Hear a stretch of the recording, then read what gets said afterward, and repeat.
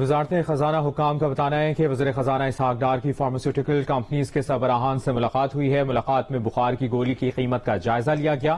Pharmaceutical کمپنیوں کا بخار کی 500 ملی گرام کی گولی کی قیمت کم کر کے ₹2.35 کرنے پر اتفاق کیا گیا ہے۔ تفصیل جانتے ہیں اشرف ملخم سے۔ جی اشرف، کیا ڈیٹیلز ہیں؟